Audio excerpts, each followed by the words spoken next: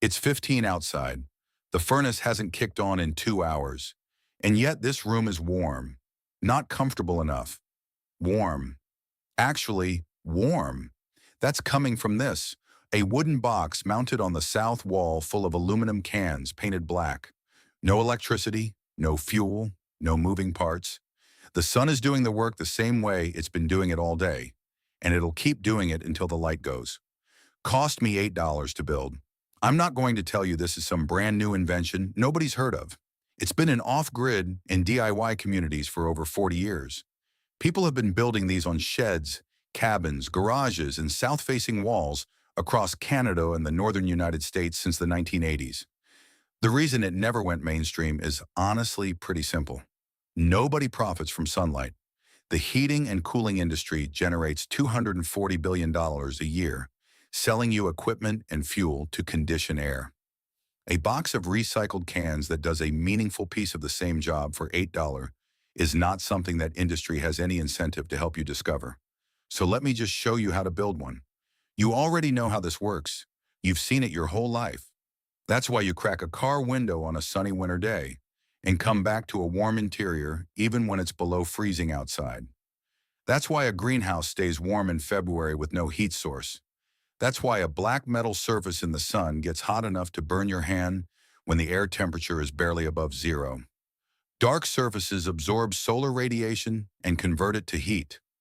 What you're building is a way to capture that heat and move it into a room instead of letting it radiate back into the sky. Cold air enters at the bottom. It flows through a column of black aluminum cans the sun has been heating all day. It exits at the top warm. That warm air rises into the room. Room air cools, drops, cycles back into the bottom of the collector. No fan, no pump, no electricity, pure convection, and the same physics that makes heat rise above a campfire, except now it's doing something useful. And here's the number that stopped me when I first came across this. A 3 Oscar 6 FT collector built by engineering students at the University of Washington produced 2,146 BTU per hour on a sunny day. Industry standard says it takes about 5,000 BTU to heat a 125 FT room. That one box on its own covered nearly half of that. $8 of materials in a Saturday afternoon. Here's the parts list. And this is genuinely it. Aluminum cans, as many as you can collect. For a 3x4-foot collector, you need roughly 100 to 140 cans. Start saving them now or ask a neighbor, a bar, a restaurant. They're throwing them away by the bag, free.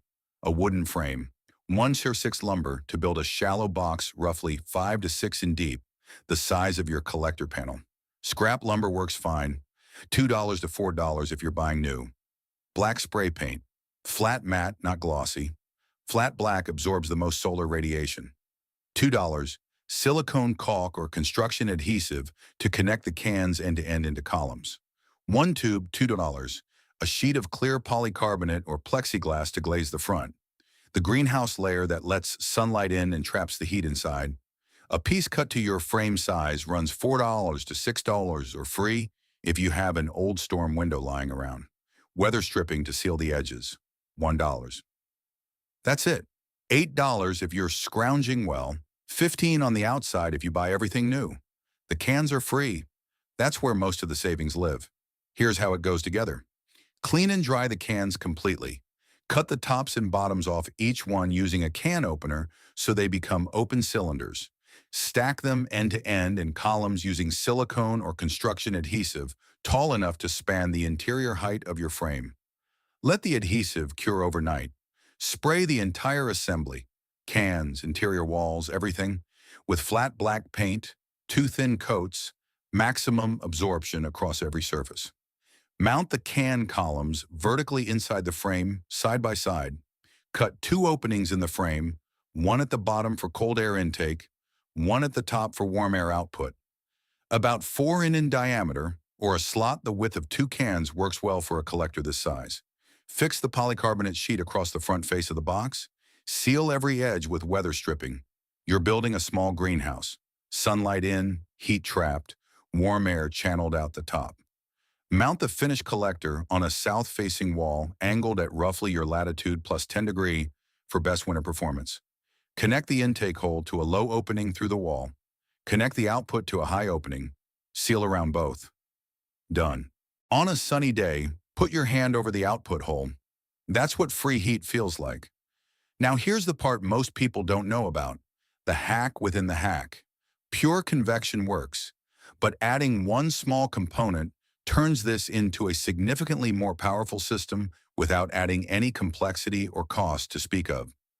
A small DC computer fan, the kind pulled from an old desktop tower or bought for $2 or $3 at a thrift store or electronic surplus shop, connected to an equally small solar panel wired directly to it.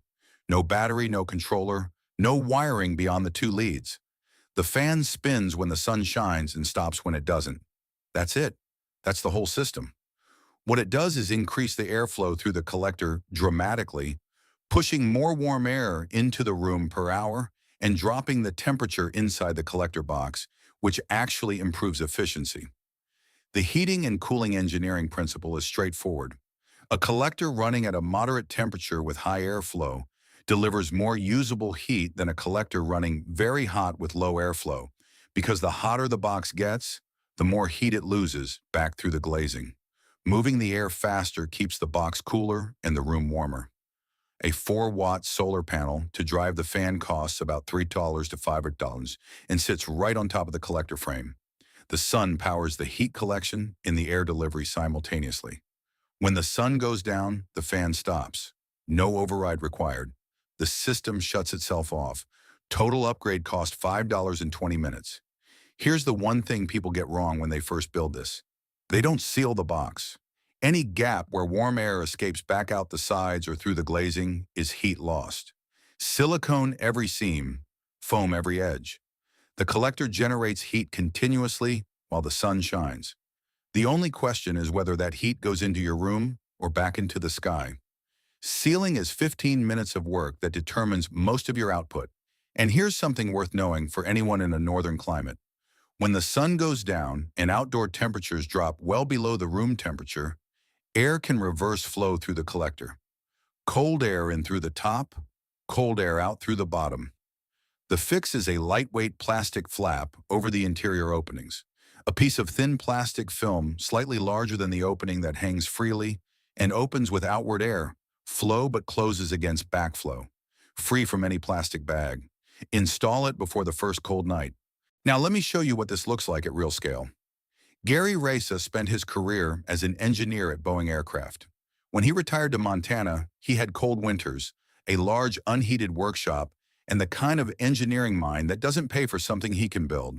He designed and built a solar can heater for his workshop, documented everything, temperature readings, airflow measurements, thermal images, and published the full results on his website, buildasolar.com, which has become one of the most referenced DIY solar documentation sites in North America.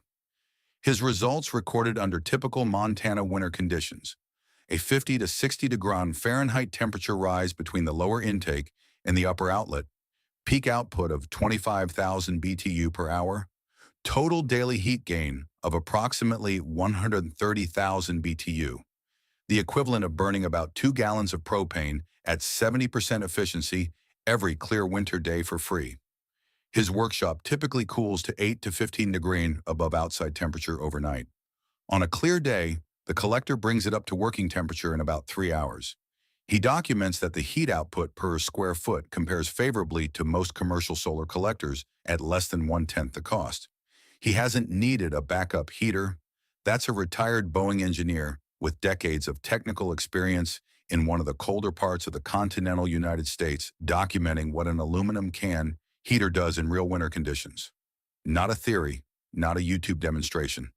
Measured data published and still freely available. The thing about this that stays with me is how obvious it is once you see it. You already own the cans. The sun is already hitting your south wall every clear day from October to March. The heat is already being generated and already being wasted, radiating off the siding and disappearing into the air. Every winter day that passes without a collector on that wall is a day of free heat you didn't collect.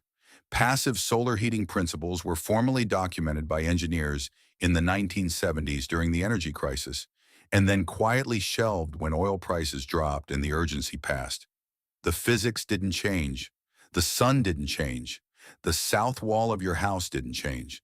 And the heating and cooling industry kept selling you fuel and equipment. And nobody put a box of black painted cans on a hardware store shelf because there's no margin in it. $8 one Saturday, and it starts working the first clear day after you mount it. I don't know what your situation is or why you're watching this. Maybe your heating bill has been climbing and you want something real you can actually do. Maybe you're building a cabin or a workshop that isn't on the grid.